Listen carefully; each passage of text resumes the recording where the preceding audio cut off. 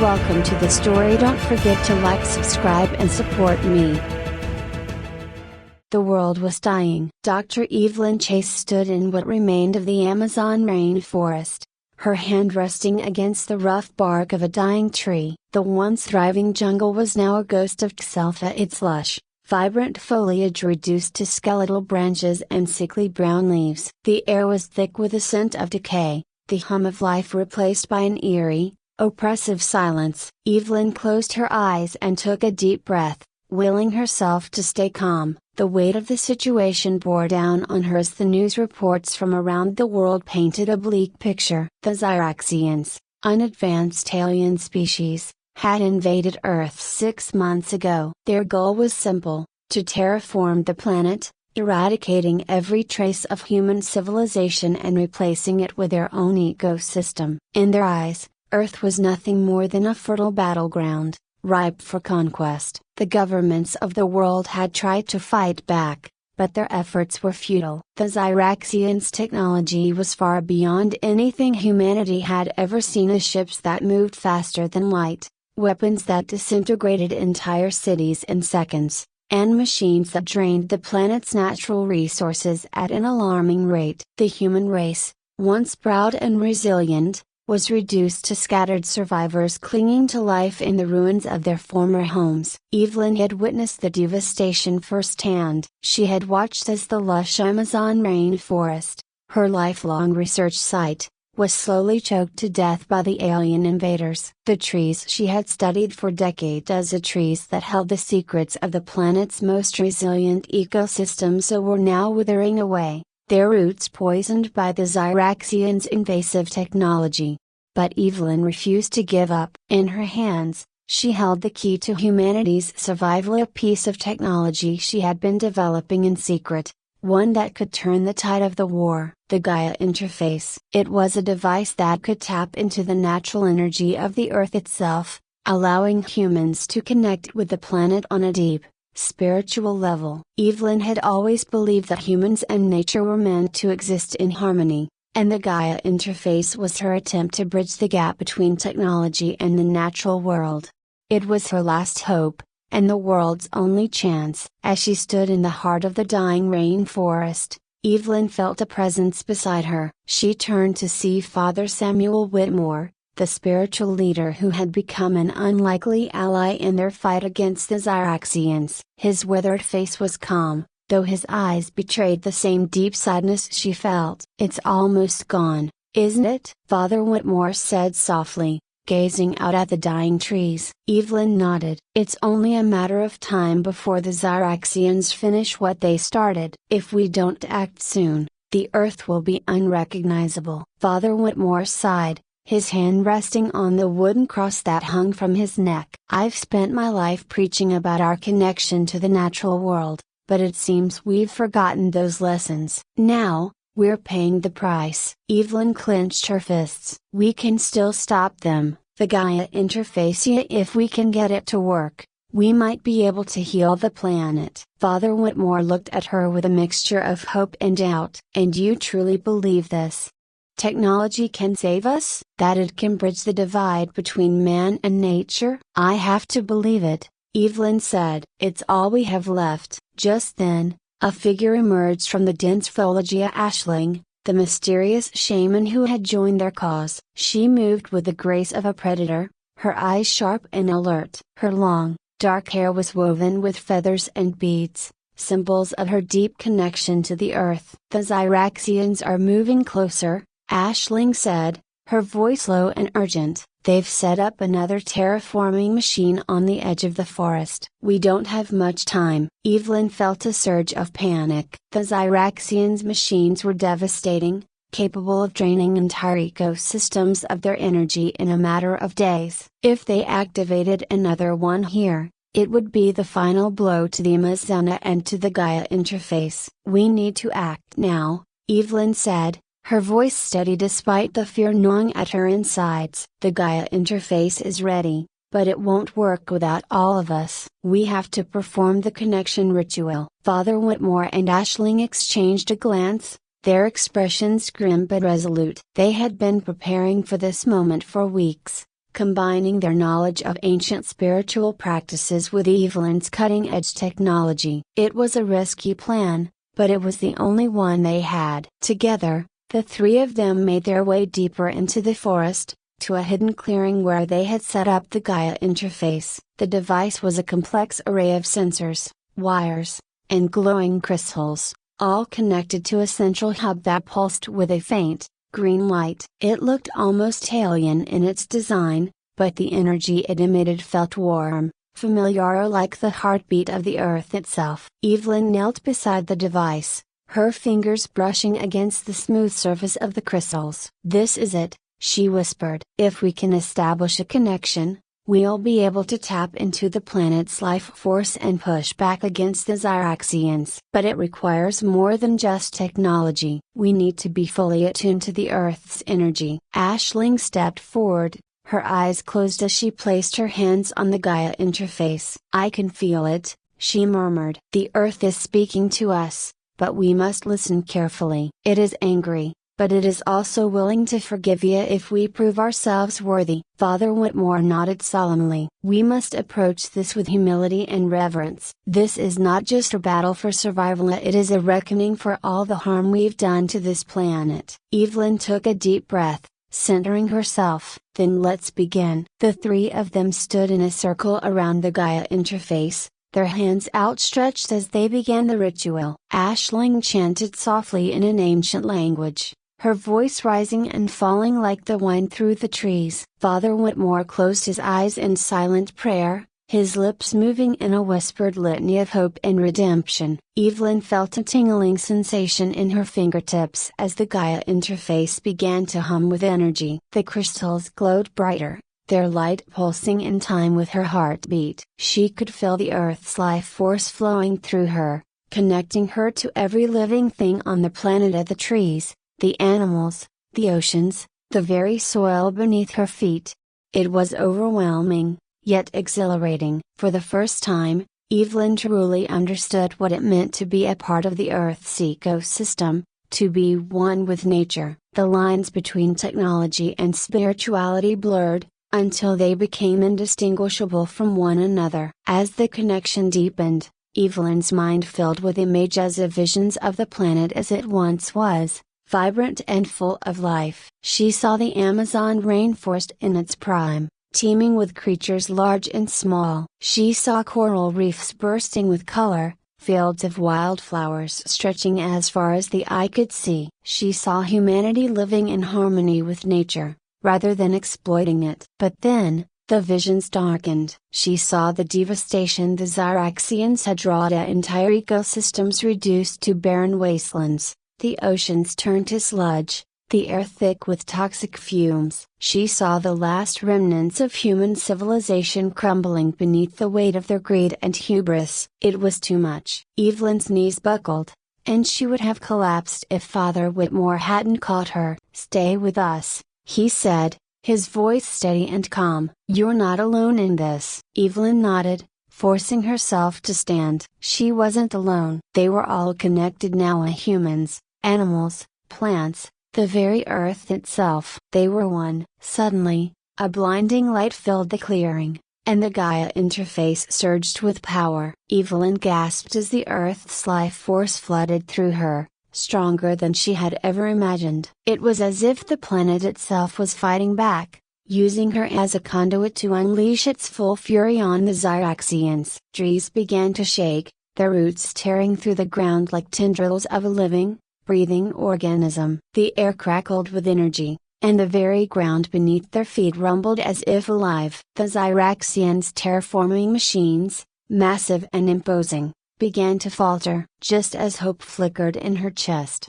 the Zyraxians attacked. Their war machines descended from the sky, aimed at destroying this new threat from the Earth itself. The Zyraxian war machines descended like predators, their metallic frames gleaming ominously against the darkening sky. Evelyn felt a surge of panic, but she forced herself to focus. The Gaia interface was humming with energy, the Earth's life force flowing through it like an unstoppable current. They had to act now. Without hesitation, Evelyn and Aisling reached out through their connection to the Earth. She could feel the trees around them responding, their roots surging up from the ground to wrap around the alien machines. The Zyraxians had underestimated the power of this world, a power that was now being wielded by those who understood it best. A deafening roar echoed through the forest as one of the Zyraxian war machines toppled, its legs caught in a snare of roots and vines. But there were more, and they weren't giving up easily. Plasma beams cut through the air,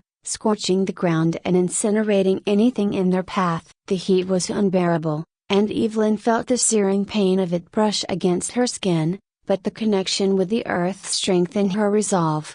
Father Whitmore stood firm, his hands raised toward the sky as he muttered prayers under his breath. "Stay focused," he urged. "The Earth is with us, we are its guardians." Evelyn nodded, gritting her teeth as she reached deeper into the Gaia interface. It wasn't just about fighting back, it was about survival. The Earth had been ravaged, its ecosystems destroyed, but it wasn't too late to heal. If they could repel the Zyraxians, they could start the process of regeneration. The Earth could live again. As the battle raged on, the forest itself seemed to come alive. Branches whipped through the air like spears, and the ground cracked open beneath the invaders' feet, swallowing them whole. Rivers surged with renewed strength, their waters crashing into the alien machines, short-circuiting their systems. The Zyraxians, once so confident in their technological superiority, were now being overwhelmed by the raw,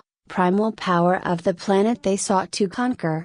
But it wasn't enough. For every Zyraxian machine they took down, another seemed to appear, and their forces were relentless. The Gaia interface was working, but it couldn't hold out forever. They needed something more, something stronger. Evelyn glanced at Aisling, whose eyes were closed in deep concentration. The shaman's connection to the Earth was unlike anything Evelyn had ever seen. She moved with the rhythms of nature itself, her every breath in tune with the wind and the trees. And then Evelyn realized what needed to be done. "Aisling," she called out, her voice strained. "You have to lead the connection." Aisling's eyes flickered open, and for a moment, Evelyn saw hesitation in them. "I can't control it alone," she said, her voice soft but steady. "The power of the Earth, it's too vast." "You won't be alone," Evelyn said, stepping closer. "We'll do it together." "But you're the one who understands these better than anyone. You've been connected to the Earth your whole life." Aisling hesitated only for a moment longer,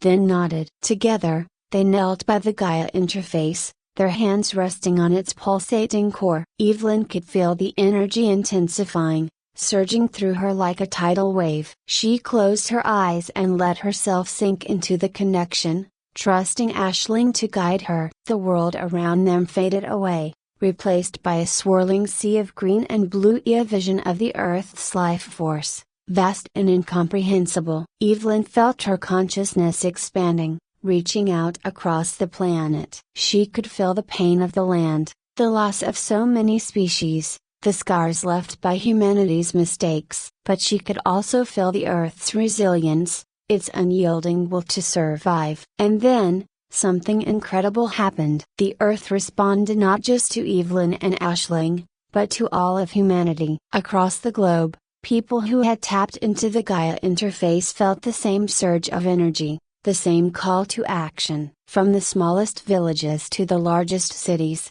survivors began to connect with the planet in ways they had never thought possible. They became conduits for the Earth's power, their minds and bodies aligning with the rhythms of nature. As this collective energy grew, the Earth itself began to fight back with even greater force. The ground trembled, not with destruction, but with renewal. The ecosystems that had been lost were regenerating. Trees sprouted from barren soil, rivers cleansed themselves of toxins, and the air became crisp and pure once again. It was as if the Earth was healing itself, using the very energy the Zyraxians had tried to destroy. The alien invaders were losing control. Their war machines faltered, their terraforming devices shorted out, and their weapons were rendered useless by the overwhelming power of the planet they had sought to conquer. The Zyraxians had no choice but to retreat, their once proud fleet reduced to broken wrecks scattered across the landscape. Evelyn opened her eyes,